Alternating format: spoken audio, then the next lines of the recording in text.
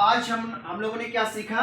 हम लोगों ने कंपल्शन के बारे में सीखा, मजबूरी के बारे में सीखा, प्रेजेंट और पास्ट का। Later we will get to know about future, future के बारे में हम सीखेंगे। और प्रेजेंट में अगर आपको अपनी मजबूरी को शो करना है, कंपल्शन को बताना है, तो आप लगाते हैं हैव टू। क्या लगाते हैं? Have to. फिर से बोलिए, have to.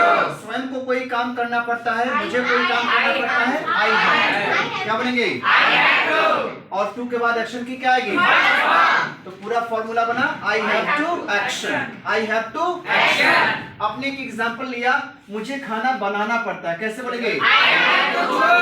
I have to cook food. बोलिए, जैसे बाजार जाने की अंग्रेजी क्या हो गई? Go to market. और मुझे बाजार जाना पड़ता है, एक साथ बोलिए, I have to go to market. ऐसे कपड़े धुलने की अंग्रेजी हो गई वॉश क्लॉथ। क्या हो गई? अगर आपको कहना हो कि मुझे कपड़े धुलने पड़ते हैं, I have to wash cloth. Is that clear? जैसे क्लास में कभी कभी आपको फाइन देना पड़ता है ना, कैसे बोलेंगे? I have to pay fine in class. लो, I sometimes have to pay fine in class. Is that clear? ऐसे सपोज अगर आपको कोई काम नहीं करना पड़ता है तो डू नॉट क्या लगाएंगे? I do not have to action. जैसे अगर कहना हो कि मुझे खाना नहीं बनाना पड़ता है, गुड, बोलो I don't have to cook food. मुझे बाजार नहीं जाना पड़ता है,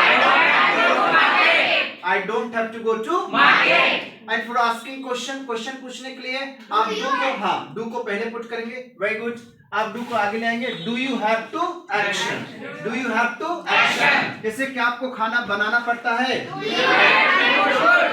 do you have to cook food. क्या आपको कपड़े धुलने पड़ते हैं? Do you have to wash clothes. फिर से बोलिए, क्या आपको चाय बनानी पड़ती है? Do you have to make tea. बोलिए, क्या आपको पार्टी देना पड़ता है? Do you have to throw the party. Is that clear? जैसे कुछ घरेलू कार्य होते हैं, डोमेस्टिक चोर्स। क्या बोलेंगे? Domestic chores. और करने के लिए डू। क्या आपको घरेलू कार्य करने पड़ते हैं? हाँ, one more time, do you have to do domestic chores.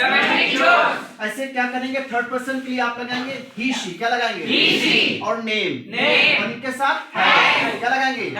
और हैज के साथ टू। तो he has to action, she has to action, name has to action. जैसे उन्हें खाना बनाना पड़ता है,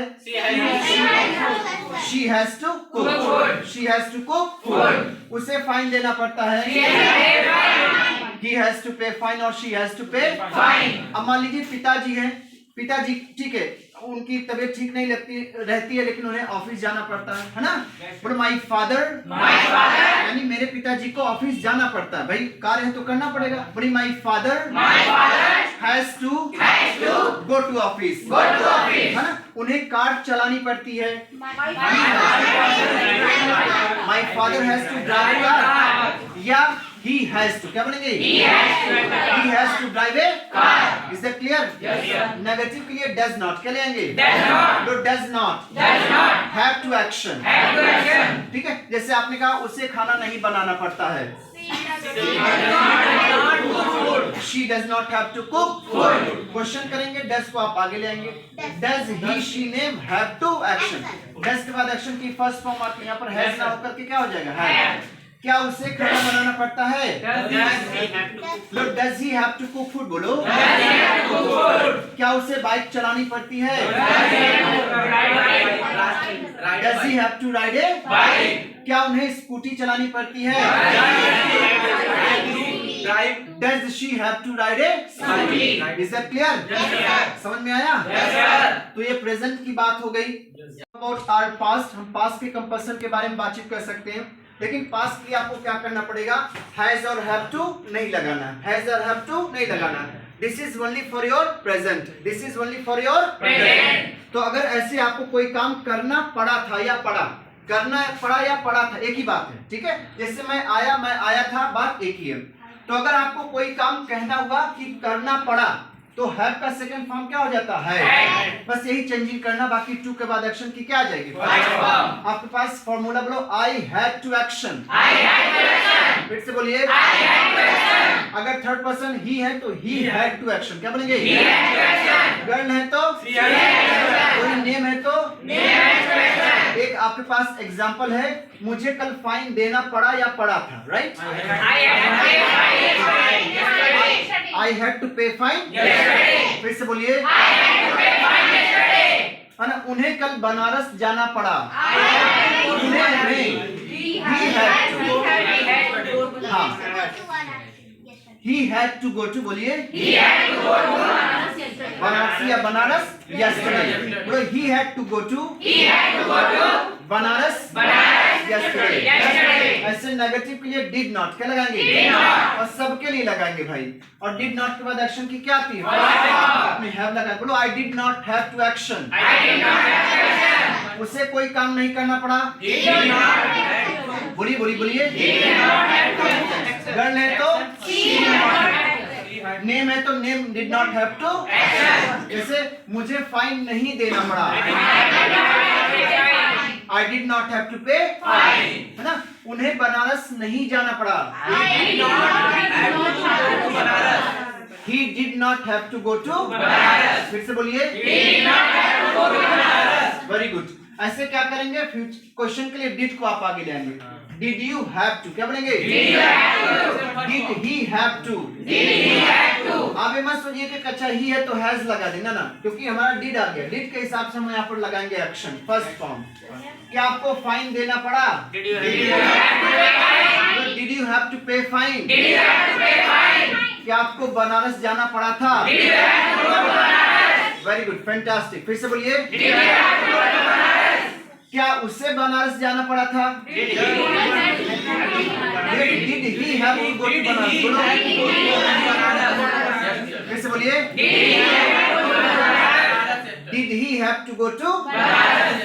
और ऐसे ही अगर आप फ्यूचर के बारे में बातचीत करेंगे, अगर मुझे कोई काम करना पड़ेगा, लिसन टू मी गाइस, अगर मुझे कोई काम करना पड़ेगा, ये आपका फ्यूचर है। आपने कहा कि मुझे कोई काम करना पड़ता है, कोई काम करना पड़ा और कोई काम करना पड़ेगा। आई विल राइट यू, अभी मैं लिखूंगा, लेकिन ऐसे एक ओरल में आप समझ लीजिए। मुझे कोई काम करना पड़ेगा, आप लगाएंगे I will have to action. क्या बोलेंगे? एक्शन की first form, I will have to action. Third person को कोई काम करना पड़ेगा, he will have to action, she will have to action, name will have to action. जैसे मुझे Banaras today, I will have to go to Banaras today. आपने कहा कि मुझे जॉब करना पड़ेगा, I will have to do the job. बोलो, I will have to do the job. बोलो, फिर से बोलो, I will have to do the job. मुझे कंप्यूटर सीखना पड़ेगा, आई विल